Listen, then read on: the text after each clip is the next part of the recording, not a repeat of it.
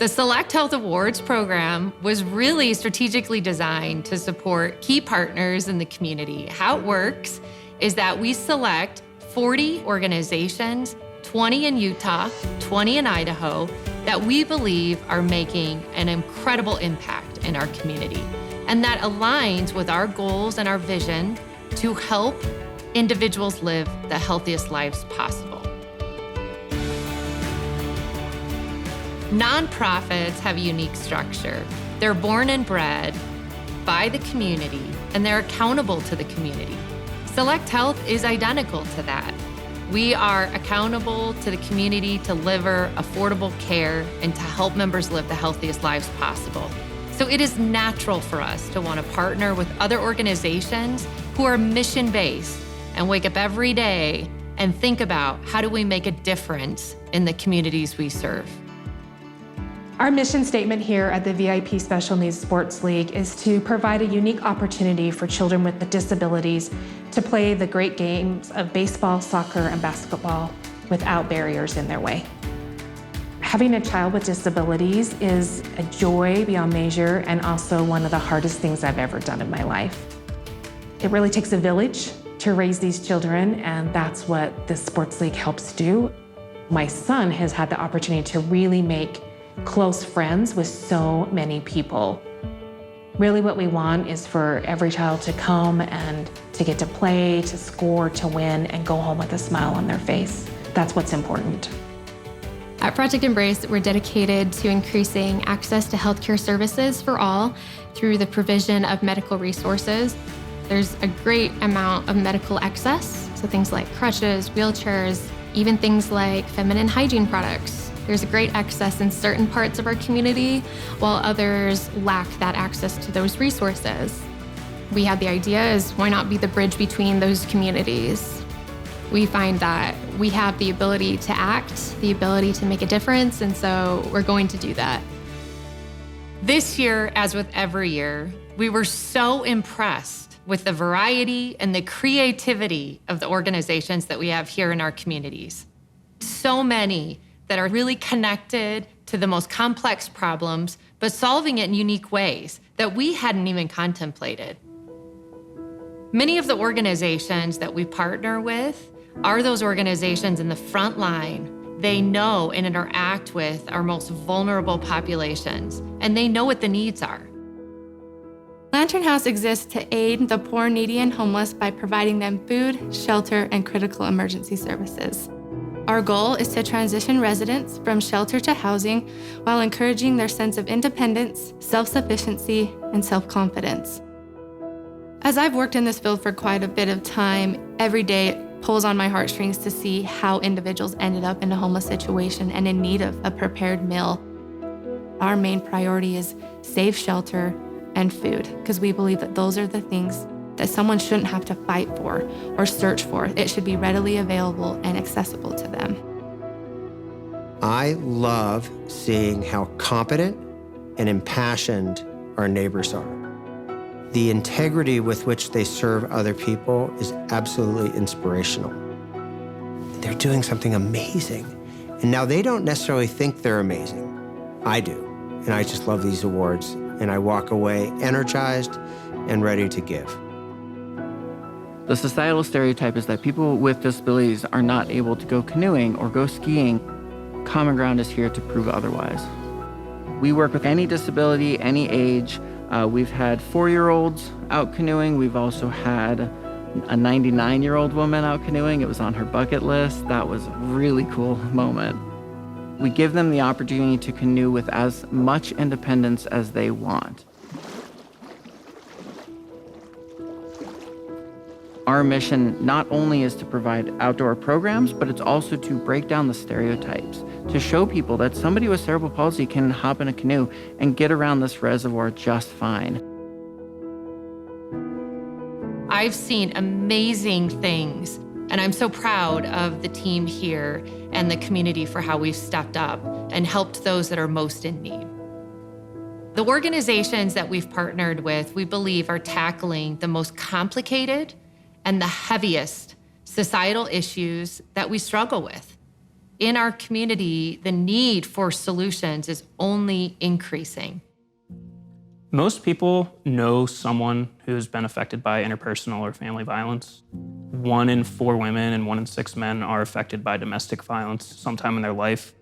So I think it's something that should be close to everyone.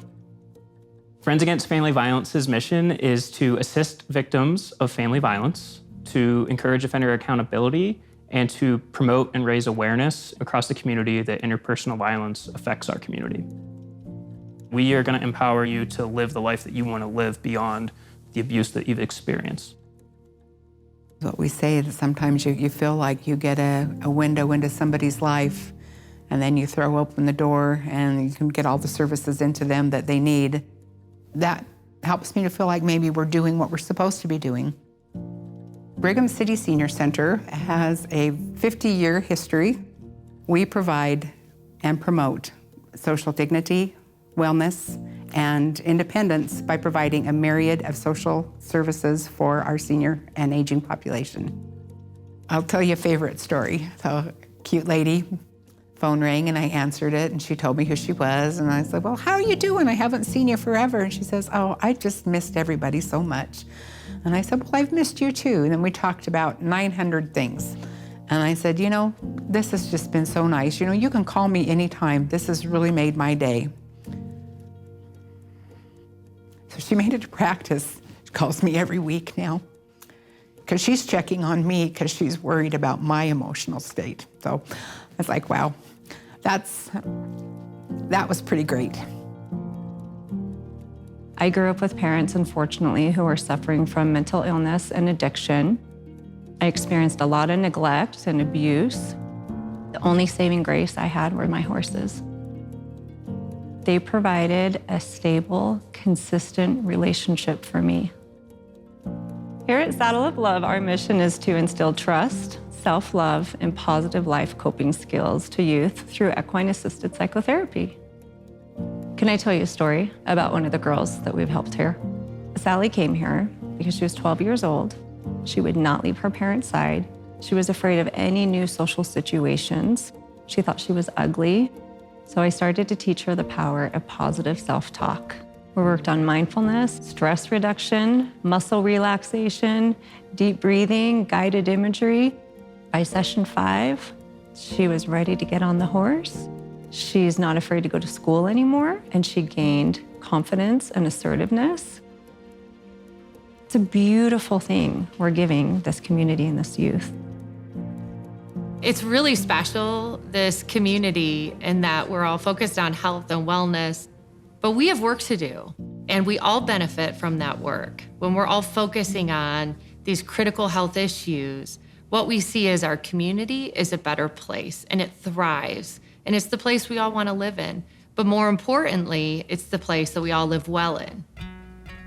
These problems that we're tackling are so tough and difficult and complex, but they're worth tackling. And when we link arms together in the community, we're able to really multiply the impacts of what we can do together. Partnerships are important for the health of the state. What Intermountain seeks to do and what SelectHealth seeks to do is we want to partner with the very best organizations and then unleash them in a common direction to work synergistically alongside of us. I think we get much more done together. We here at Street Dog Crew collect food and other donations for the homeless or anybody else experiencing financial difficulties. We provide pet food, collars, any other supplies that are needed, so that way the homeless or anybody experiencing financial difficulties can keep their pets. To get the phone call that we were selected for the SelectHealth Award, we were overjoyed. To know that we can help that many more people is just amazing. The Latinx community is the largest minority in Utah at 14, nearly 15%, and less than 40% of those people receive the services that they need. I think the great opportunity that the award from SelectHealth brings us is exposure and notoriety. It's a godsend. Those are things that we couldn't do, not with the capacity that we have right now. So it is tremendously appreciated and helpful, and something that we wouldn't have the opportunity to do otherwise. It's not just awarding dollars or a one-time investment. It is a commitment to success long-term so that these key organizations can really drive and build their capabilities and make even more impact in the community. 25% of our students in Box Elder School District are food insecure. That's why we came up with the idea to do the school food pantries to help those students be able to have that security. The biggest issue that the foundation has, I guess, is getting the word out that we have these resources available. I think the more people that know that they might be struggling, the easier it is for them to get that help. These kids are so amazing, and they have so much within them that we have no idea what they're dealing with. And if there's one thing we can do to help improve their lives, it's worth it. It's absolutely Intermountain's privilege and pleasure to serve our communities and support these awards. My ask for all of the award winners, please let others know how much we care about your communities. Please let them know we're here to partner with you, and we're really flexible in terms of identifying ways to collaborate with others. Please keep doing your work, but we want people to know that we're here for them. We are so incredibly inspired by the amazing work of the organizations we've partnered with this year. Personally, I am in awe of the results, of the resilience and the commitment that they bring. And we are lucky to have them in the communities and the organizations that we serve. I want to, and I ask you to join with me in thanking them for their dedication, and we appreciate how much they've brought to our communities.